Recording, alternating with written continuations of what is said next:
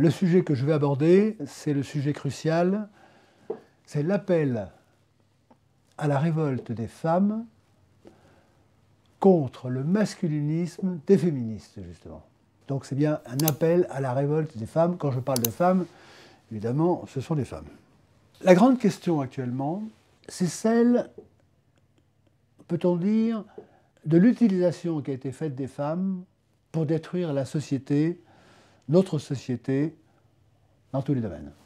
C'est par la femme que notre société est détruite.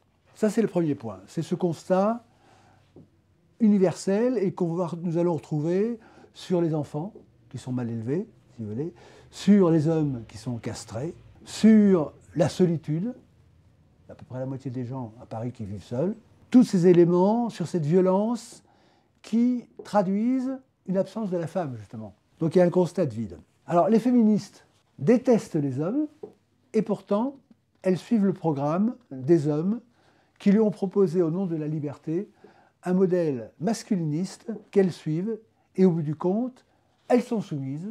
Les féministes sont des femmes soumises alors que précédemment, elles ne l'étaient pas.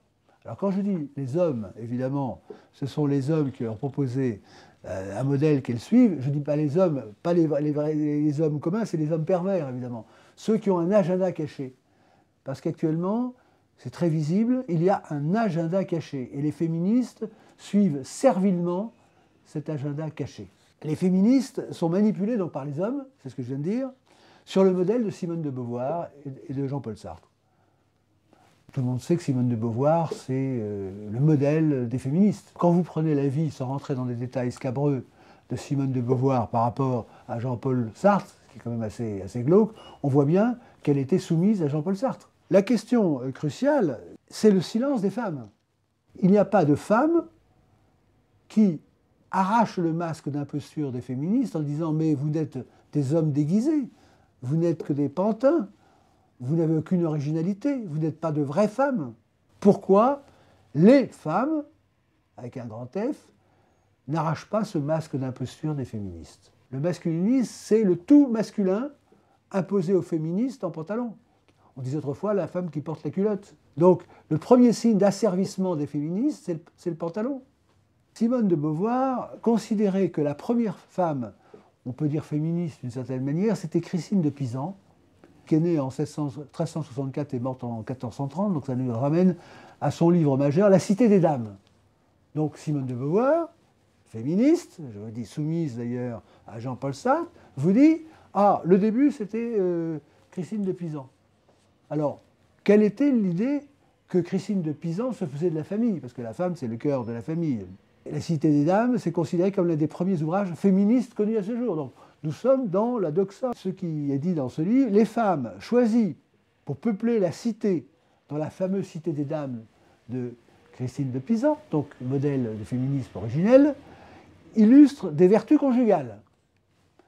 Ces femmes-là, ce sont des épouses exemplaires, héroïques, dans la défense de leur époux, chastes et constantes. Voilà l'idéal féministe. Je crois qu'il y a Maldon quelque part. Donc on tombe dans cette imposture, dans ce jeu de masques. Quels sont ces hommes, les fameux hommes, finalement? Ces hommes qui imposent le masculinisme des féministes qui se mettent en pantalon au coup de sifflet, si vous voulez, bon, et qui répètent comme des perroquets ce qui leur essouffle à l'oreillette. La rupture essentielle entre la féminité et le féminisme, si vous voulez, donc le féminisme étant l'ennemi des femmes, et justement la grande imposture, c'est que le matraquage permanent fait croire que les féministes seraient l'avant-garde des femmes. Parce que les féministes sont l'avant-garde de la masculinisation du monde. Elles fonctionnent sur un mode masculin. Elles veulent occuper les places des hommes. Il faut lire le compte-rendu de femmes qui sont allées dans les sous-marins d'attaque, dans les revues militaires. Je préfère ne pas en parler. Si vous remontez, le point de rupture, c'est 1789.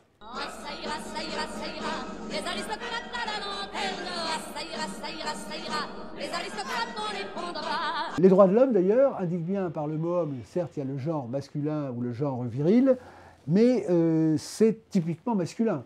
Quand vous prenez les droits de l'homme, c'est totalement masculin au sens le pire du terme. Il faut séparer la société française, l'arc française, avec l'arc révolutionnaire. La femme était omniprésente jusqu'à la Révolution. Vous avez des Anglais qui viennent en France et ils disent c'est fou ce que la France est agréable parce que les femmes ils jouent un rôle qui adoucit, qui embellit. Donc la femme était omniprésente. C'est le témoignage des Anglais, l'ennemi héréditaire. Vigée-Lebrun, qui était la femme qui était peintre de Marie-Antoinette. Madame Vigée-Lebrun dit avant la Révolution, les femmes régnaient, la Révolution les a détrônées. Les gens complètement décapités qui croient que la Révolution indique le signe de la libération de la femme, c'est exactement l'inverse. Le portrait de la femme est la signature d'une époque. Et au Moyen-Âge, vous aviez le modèle, c'était le modèle de la Vierge. Bon, vous avez Alors, vous avez par exemple le divorce avec Naquet. C'est bien un homme. Alors, le divorce, on le présente toujours évidemment comme une solution. Vous avez Caillavet, vous avez la pilule, la libération. Vous avez ensuite l'avortement. Alors Simone Veil, par exemple, on va dire c'est une femme, c'est pas du tout une femme, c'était un pantin. Simone Veil a été diligentée par Giscard. Quelles sont les personnes majeures de 68 ? Eh bien, vous avez Daniel Cohen-Bendit, vous avez Alain Gesmar, vous avez Jacques Sauvageot, je veux dire, vous avez Jean-Paul Sartre, Alain Krivine et Jean-Luc Godard. Bon, donc cette libération sexuelle de 68, c'est encore une affaire d'homme. Vous avez après le travail. La formule de Mao, encore un homme, c'était la libération de la femme pour la production.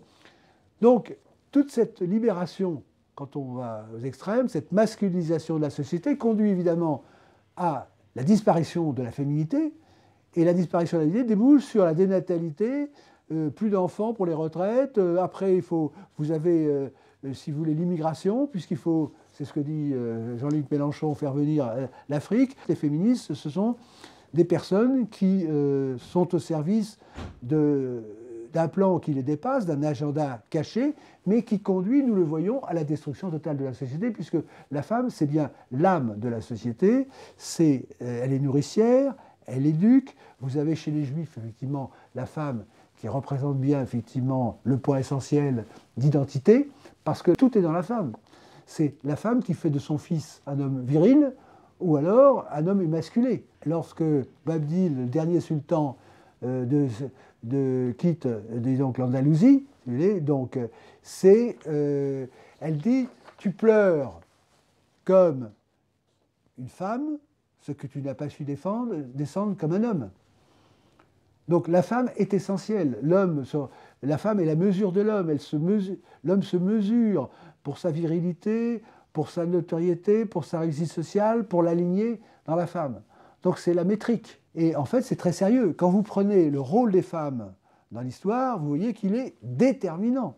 C'est-à-dire que l'homme est souvent en train de plastronner au premier plan, mais qui tire les ficelles, alors pour le meilleur ou pour le pire, ça dépend, parce qu'il y a Ève, évidemment, et la Vierge, si je peux dire, ce sont des femmes. Donc cette absurdité, ce mensonge absolu de prétendre que les femmes étaient gommées, opprimées, avant la Révolution et qu'elles ont été élevées après, c'est encore un de ces mensonges permanents, parce qu'on peut dire que les révolutionnaires ont prétendu libérer l'homme en 89 alors que c'était la mise en esclavage, et la femme, on peut dire que c'est déjà été à cette époque, mais c'était après en 68, avec tout ce que je vous ai dit, c'est-à-dire l'avortement finalement qui se retrouve, nous le voyons actuellement sur cette solitude, vous avez la pilule, l'avortement, et l'humour de l'histoire, parce que nous le dirons tout à l'heure, c'est la nature qui aura le dernier mot. Et la nature, ce n'est pas la féministe, puisque la féminisme est stérile.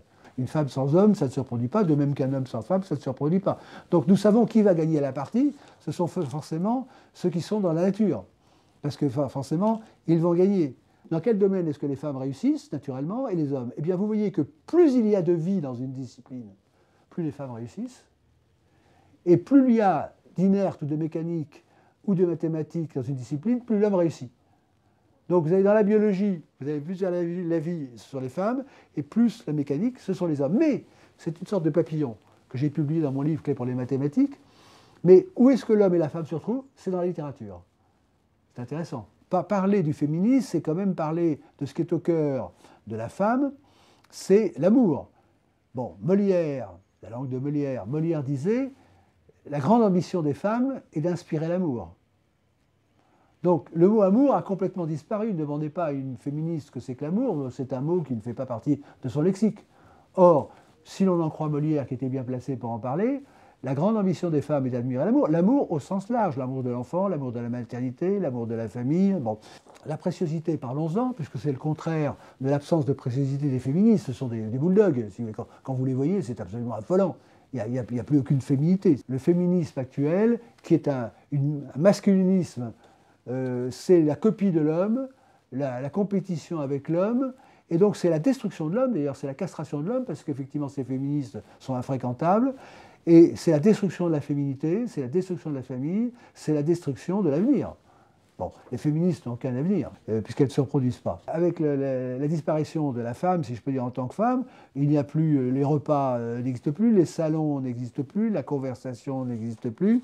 Et un point très important, c'est de parler tout de même de la franc-maçonnerie. De parler de la franc-maçonnerie sous l'angle du masculin et du féminin. Donc je rappelle que quand même, tout de même, c'est que la méthode maçonnique, c'est l'art royal, ce qu'ils appellent l'art royal, qui est un art d'arithmogéométrie. C'est-à-dire que la franc-maçonnerie, par essence et en droit, elle est masculine. Alors effectivement, il y a eu des loges féminines qui ont été mises pour faire bien autour, pour décorer la galerie, mais la méthode est masculine. Et les lois sur la famille et les autres sont sorties quand il y avait été franc-maçon, on va pas... Bon. Donc ce qui est important, en dehors de la finalité de cette institution, c'est de voir que la franc-maçonnerie a masculinisé la loi, la politique, et a exclu les femmes. Elle l'a exclu du champ politique. Elle l'a exclu de la véritable vie sociale. C'est-à-dire que la beauté que l'on retrouve dans l'architecture, beaucoup de châteaux ont été faits pour plaire aux femmes, pour plaire à telle femme, l'embellissement, il y a un côté très féminin dans l'art français. Il y a une douceur. Et la dureté actuellement de ces monuments maçonniques carrés que l'on rencontre partout indique c'est l'exclusion. C'est-à-dire qu'il ne reste plus que la structure, j'allais dire, masculine, et le côté féminin a été complètement évacué de l'architecture. Et ça, c'est paradoxalement le rôle de la franc-maçonnerie, effectivement, qui est totalement dans la logique masculine. Bon. Et le piège, c'est qu'après avoir enfermé dans une camisole de force masculine la femme, en prétendant la libérer, eh bien, on la conduit de plus en plus loin dans le masculinisme, c'est la destruction du modèle féminin auquel nous assistons. Nous avons une confusion sexuelle actuellement. Et alors la confusion sexuelle, on le voit très bien, c'est la femme qui copie l'homme. C'est une singerie de l'homme. Je parle pour les féministes, je ne parle pas pour les femmes. Et la confusion sexuelle, c'est un procédé qui est utilisé pour détruire les insectes ravageurs, si vous voulez. Alors, vous introduisez une confusion sexuelle et effectivement, les ravageurs disparaissent. Et actuellement, c'est le régime qui est appliqué, notamment aux Français, c'est cette confusion qui conduit, d'un côté, j'emploie le terme qui est moderne, mais à cette homosexualité qui sépare les hommes d'un côté et les femmes de l'autre, mais qui est évidemment un modèle qui est antinaturel, en ce sens que s'il n'y a plus de reproduction, le combat c'est ça, faute de combattants. Donc il y a cette absurdité dans ce schisme entre l'homme et la femme, si vous voulez, indépendamment de toute question morale ou autre, c'est que nous avons perdu, enfin, disons que ces hommes pervers qui ont cet agenda caché sont en train de détruire l'humanité dans ce qui est humain entre l'homme et la femme. Moi j'ai bien observé les canards, les paons et les autres animaux, et vous voyez que les animaux n'ont pas ces problèmes que nous avons. Ce qui caractérise cet agenda caché, c'est le confusionnisme universel. Confusion sexuelle, confusion intellectuelle, confusion spirituelle. Et quand vous pensez que cette confusion est obligatoire, puisque l'article 125.1 du Code pénal, disons, sanctionne tous ceux qui refusent, qui font de la discrimination. Il faut aimer son prochain, etc. Mais si on la prend au vrai sens du terme, c'est la destruction totale de ce qui est l'activité intellectuelle normale, c'est le discernement. Quand vous avez le non-discernement entre l'homme et la femme, ben vous arrivez à la confusion sexuelle, donc plus rien n'a de sens, et vous assistez au chaos actuellement, c'est-à-dire que la femme n'est plus une femme, l'homme n'est plus un homme, l'homme est castré, l'homme n'ose plus défendre la femme, n'ose plus s'adresser. Donc c'est la situation à laquelle nous ont rendu les féministes en culpabilisant le monde entier, en empêchant les femmes d'être femmes, en empêchant les hommes d'être hommes, et donc nous sommes dans cette situation. les femmes, disons, sont omniprésentes, on le voit dans les fonctions, mais la féminité est totalement absente. Autre chose, le sexe est partout, si je peux dire dans les paroles, et l'amour n'est nulle part. En limitant au physique et à la gymnastique, finalement, la relation entre la femme, plus de courtoisie, plus d'élégance, les habits sont les mêmes, eh bien, vous détruisez la polarité qui faisait le sel de l'existence autrefois, que nous voyons en littérature, cette tension du masculin et du féminin qui crée la littérature, l'idéal, et les vraies femmes sont totalement invisibles et elles sont méprisées. Quand on dit qu'une femme est sans profession, sans, il faudrait l'écrire sans. C'est-à-dire que la femme, c'est une spécialiste de la cuisine, une spécialiste des sentiments, une spécialiste de l'éducation, une spécialiste de la décoration, une spécialiste finalement du maintien d'une maison, une sexologue, une psychologue. Vous avez tous les métiers dans la femme. Elle doit tout faire. Pourquoi? Parce que c'est l'homme, autant l'homme préserve au sens de la sécurité, en principe, il protège la famille, mais la femme, constamment, vous interrogez une femme, constamment elle se dit « Attention, mon enfant risque d'avoir tel problème, mon époux peut avoir tel problème ». Elle est constamment nourricière et protectrice. Dans l'ancien temps, la femme avait déjà plusieurs métiers, parce qu'elle était la femme de son mari, elle était la mère et elle était la maîtresse de maison. Mais maintenant, on ajoute un quatrième patron, c'est qu'en même temps, elle a son patron, puisqu'elle a un métier. Donc, ça devient insupportable. Et alors, ayant maintenant un autre métier extérieur, puisque maintenant le système capitaliste, si on prend le terme pour être compris, même s'il est un peu inadapté, c'est qu'on a deux pour le prix d'un. C'est-à-dire, avant, l'homme était capable de nourrir sa famille, maintenant il ne peut plus, donc il faut que la femme travaille. Le masculinisme défendu par les féministes fait que l'homme et la femme ils ont tout perdu. C'est-à-dire que l'homme n'a plus la femme dont il a besoin, la femme n'a plus l'homme dont elle a besoin parce que lui, il va voir ailleurs à la limite, si vous voulez. Bon. Et tout est mal fait. Les enfants n'ont plus de mère, donc ils sont mal élevés, donc vous avez la violence. Le mari n'a plus la femme qu'il faut. Et puis après, vous avez une perte de natalité, donc la population ne se reproduit pas, les familles n'existent plus, les gens sont seuls. Donc le féminisme a complètement détruit. C'est une arme de guerre, on peut dire une arme de guerre totale. L'appel à la révolte des femmes, c'est que les vraies femmes dament le pion et mettent hors jeu les féministes, c'est-à-dire les fausses femmes. Bon. Et c'est un service à leur rendre pour les faire rentrer dans le modèle de nature. Il faut en plus condamner l'avortement. C'est-à-dire qu'il faut que les femmes aient le courage de dire l'avortement en soi. Après, les cas individuels, c'est autre chose, mais faire un dogme de l'avortement, le mettre dans la Constitution, c'est un crime.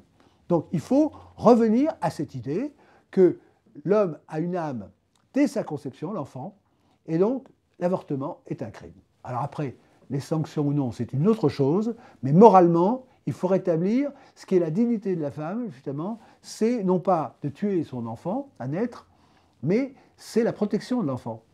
Ça, c'est une vérité, ce n'est pas une opinion. Autrefois, les enfants étaient abandonnés plutôt que d'être massacrés.